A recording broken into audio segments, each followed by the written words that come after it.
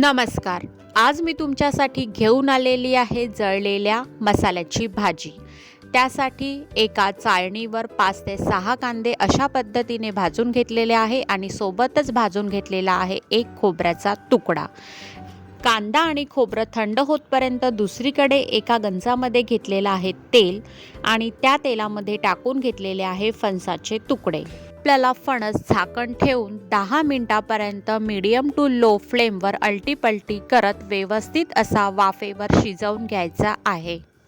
आपला फणस शिजत आहे तोपर्यंत तयार करूया मसाले. मिक्सरच्या भांड्यामध्ये मी घेतलेले आहे वाफवून घेतलेले कांद्यांचे तुकडे आणि खोबऱ्याचे तुकडे. हे करत असताना सुरुवातीला मी कांदे आणि खोबऱ्याचा तुकडा काळपटपणा निघावा याकरिता पाण्यामध्ये धुवून घेतलेले आहे. दुसरीकडे दुसरा मसाला तयार केलेला आहे. आलं, लसूण, जिरं आणि टरफल काढून घेतलेले फुटाणे.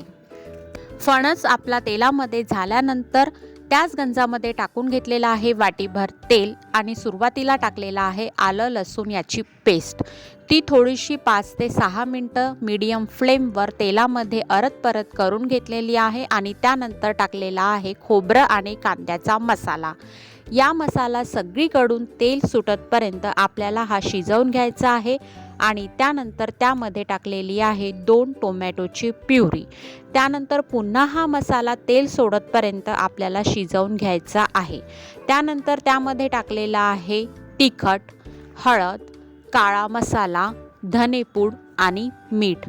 पुन्हा एकदा हा मसाला मीडियम टू लो फ्लेमवर तेल सोडतपर्यंत व्यवस्थित असा शिजवून घ्यायचा आहे. तो शिजवत असताना थोड्या पाण्याचा उपयोगही करू शकता. त्यानंतर टाकून घेतलेला आहे फणस.